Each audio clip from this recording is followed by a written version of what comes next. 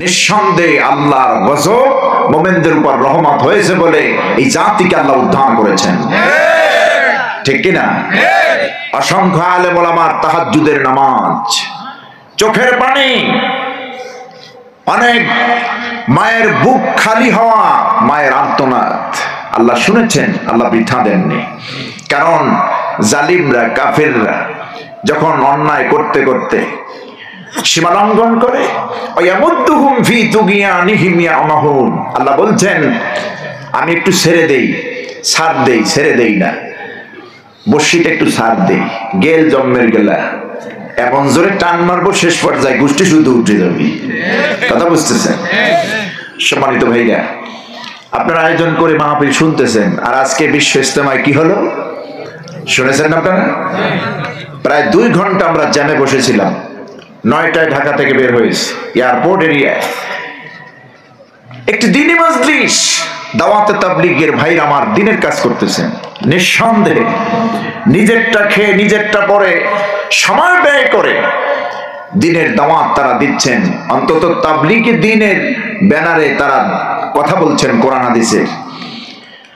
অন্তত যাই হোক না কেন, ইসলামের প্রাইমারি সেকশনের অনেকগুলি শিক্ষা ওনারা শিখতেছেন, ঠিক না? নামাজ, কালাম, দোয়া, তারপরে তেলাওয়াত শুদ্ধ করা, অনেকগুলি বিষয় তাবলীগের সাথে জড়িত।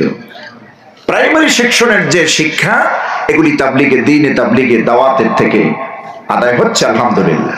তাবলীগে দাওয়াতি তাবলীগের বিরুদ্ধে বলার কোনো সুযোগ নেই। কিন্তু আজকে হলো কি, সম্পূর্ণ অনাকাঙ্ক্ষিত একটি ঘটনা ঘটে গেল। যেই দিনের দাওয়াতে বেধর্মীরা ভিড়ে আসবে, কোরআনের কথা শুনে আসবে, দিনের দাওয়াত গ্রহণ করবে, সেই মজলিসে 2 পক্ষের উগ্রবাদিতা, নমনীয়তা না থাকার কারণে আজকে 3 থেকে 5 না 7 জন দুনিয়া থেকে বিদায় হয়ে গেলেন। সেখানে মারা গেল মানুষ।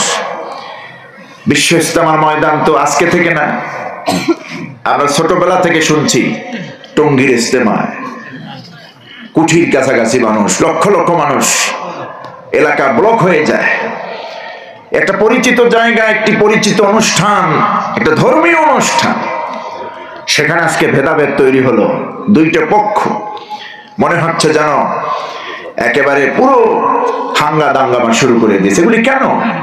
এগুলি তো মুসলমানদের কথা নয় এই কাজগুলি করা, ঠিক কিনা? মুসলমানের আচরণ দেখে তো বিধর্মীরা ফিরে আসবে কোরআনের পক্ষে, আল্লাহর দ্বীনের পক্ষে। কারণ তার চেয়ে সুন্দর কথা কার আছে যে আল্লাহর দিকে মানুষকে ডাকে? এ কথা তো আমার না, কার? আল্লাহ রাব্বুল আলামিন বলেন, وَمَنْ أَحْسَنُ قَوْلًا مِّمَّنْ دَعَا إِلَى اللَّهِ وَعَمِلَ صَالِحًا وَقَالَ إِنَّنِي مِنَ الْمُسْلِمِينَ। আল্লাহ রাব্বুল আলামিন বলেন, তার থেকে উত্তম কথা, শ্রেষ্ঠ কথা, অতি উত্তম ভালো কথা আর কে বলে? যে আল্লাহ রাব্বুল আলামিনের দিকে মানুষকে ডাকে, মানুষকে আহ্বান করে আল্লাহর দিকে, কোরআনের দিকে, ইসলামের দিকে, জান্নাতের দিকে, জাহান্নাম থেকে মানুষকে ফিরাইয়া জান্নাতের পথে ডাকে। তার থেকে উত্তম দাওয়াত, উত্তম বাক্য পৃথিবীতে আর কারো হতে পারে না। শুধুমাত্র দ্বীনের দাওয়াতই দেয় না, ওয়াকালা ইন্নানি মিনাল মুসলিমিন, ওই আল্লাহর দাঈ, ওই আল্লাহর কোরআনের বর্ণনাকারী, দ্বীনের দায়ী, সে নিজেই স্বীকার করে আমি শুধু দ্বীনের দায়ী নই, আমি একজন মুসলমান। ওয়াকালা ইন্নানি মিনাল মুসলিমিন, আর বলে নিঃসন্দেহে আমি একজন মুসলমান। মুসলমানের দায়িত্ব হলো মানুষকে কল্যাণের পথে ডাকা, ঠিক না? মানুষকে কোন দিকে ডাকা? কল্যাণের পথে ডাকা। মুসলমান ছাড়া পৃথিবীতে যত জাতি আছে সব গোমরাহির মধ্যে, জাহান্নামের দিকে নিমজ্জিত। এই জন্য আল্লাহ বলছেন, তোমাদেরকে আমি উত্তম জাতি করে পাঠিয়েছি, তোমাদের দায়িত্ব হচ্ছে মানুষকে সৎ কাজের আদেশ দেওয়া, অসৎ কাজ থেকে মানুষকে ফিরাইয়া রাখা, বিরত রাখা। সূরাত আল ইমরান আল্লাহ বলছেন কুনতুম খায়রা উম্মাতিন উখরিজাত লিন-নাস তা'মুরুনা বিল মা'রুফি ওয়া তানহাউনা আনিল মুনকার। তোমরাই শ্রেষ্ঠ জাতি। শ্রেষ্ঠ জাতি হিসেবে আল্লাহ আমাদেরকে বলেছেন। কাদেরকে? আমাদেরকে। আমরা শ্রেষ্ঠ জাতি।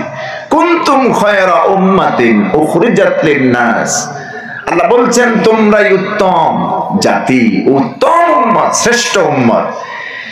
তোমাদেরকে বের করা হয়েছে মানবতার কল্যাণের জন্য। উখরিজাত লিন-নাস, মানুষের কল্যাণের জন্য, মানুষকে অন্ধকার থেকে বের করে আলোর পথ দেখিয়ে দেওয়ার জন্যই, খারাপ পথ থেকে ভালো পথ, অন্যায় পথ থেকে ন্যায়ের পথ, এগুলি বাতিয়ে দেখিয়ে দেওয়ার জন্য আমি তোমাদেরকে বের করেছি। তা'মুরুনা বিল মা'রুফ, সৎ কাজের আদেশ দিবে। ওয়া তানহাউনা আনিল মুনকার, অসৎ কাজ যেখানে সেখানে বারণ হবে, নিষেধাজ্ঞা জারি হবে। এটা মুমিনের কাজ, ঠিক কিনা? তো ইজতেমায় যেটা হলো আজকে, এটা অন্যায় হয়েছে না ন্যায় হয়েছে? অন্যায় হয়েছে। দুই পক্ষের সহনশীল হওয়া উচিত ছিল।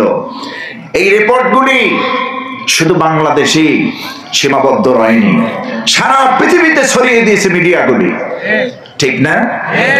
আর বর্তমান বাংলাদেশের অবস্থা তো খুব ভয়ানক চলতেছে। আমার এই দেশ নিয়ে, আমার এই দেশের স্বাধীনতা নিয়ে, সার্বভৌমত্ব নিয়ে টানাপোড়েন চলতেছে।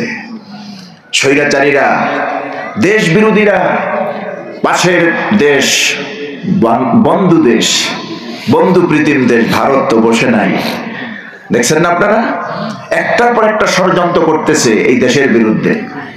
দেশের মধ্যে কিভাবে হাঙ্গামা তৈরি করা যায়, দেশের শান্ত পরিবেশকে কিভাবে অশান্ত করা যায়, এরা তো ওত পেতে আছে, গায়ে পড়ে ঝগড়া লাগাতে চায়। এর মধ্যে যদি এইরকম একটা অনাকাঙ্ক্ষিত ঘটনা টঙ্গী ইজতেমার মাঠে এরকম একটা হয়, আসলে আমাদেরই কপাল খারাপ, ঠিক কিনা? আমার বন্ধুগণ, সেখানে 144 ধারা জারি করতে হবে। কেন? কেন 144 জারি করতে হবে?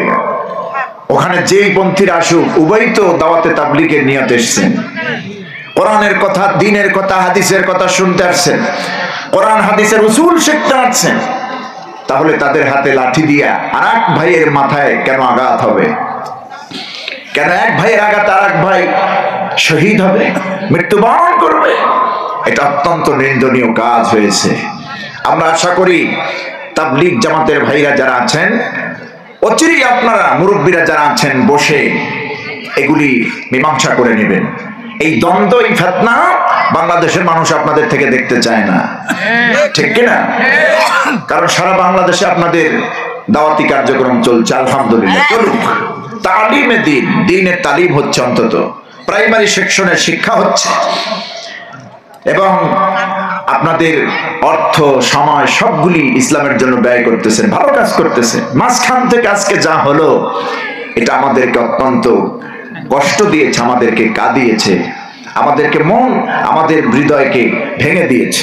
এগুলি আমরা আশা করি না। অচিরেই আপনাদের দুই পক্ষের মুরব্বীদেরকে এক জায়গায় বসিয়ে ভবিষ্যতে এমন গহীরত কাজ যাতে বাংলাদেশে না হয়, এই সিদ্ধান্ত আপনাদের নিতে হবে, ঠিক কিনা? কারণ আপনারাও দায়ী আল্লাহর ভূমিকা পালন করছেন, মানুষকে নামাজের জন্য ডাকতেছেন, নামাজের জন্য ডাকতেছেন, কোরআন শোনার জন্য ডাকতেছেন। ওমান আহসানু কওলাম মিম্মান দাআ ইলাল্লাহ, তার চেয়ে উত্তম কে ব্যক্তি, কার বক্তব্য, যে ব্যক্তি আল্লাহর দিকে মানুষকে ডাকে, সেই কাজ আপনারা করতেছেন, ঠিক না? সুতরাং সহনশীল হতে হবে, ছাড় দেওয়ার নিয়ত থাকতে হবে। ইকরামুল মুসলিমিন, মুসলমানকে সম্মান দিতে হবে, মর্যাদা দিতে হবে। ইকরামুল মুসলিমিন মুখে বললে হবে না, এটা যদি লালন করেন তাহলে আপনার হাতে আরেক ভাই, সে তো বেধর্মী না, আপনার দিনী ভাই, সে আপনার হাতে নিরাপদ থাকলো না, এটা কেন হলো? এগুলি যেন না হয়, এটাই আমরা কামনা করি, ঠিক কিনা? আল্লাহ আমার দেশকে, আমার স্বাধীনতাকে, আমার দেশের সার্বভৌমত্বকে অক্ষুণ্ণ রাখুন।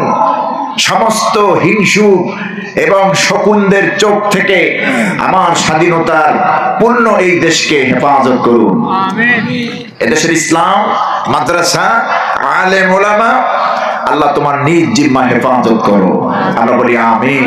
56,000 বর্গ মাইলের এই বাংলাদেশটা আমি চাই, আমরা চাই আগামীর বাংলাদেশ হবে ইসলামের বাংলাদেশ, আগামীর বাংলাদেশ হবে কোরআনের বাংলাদেশ।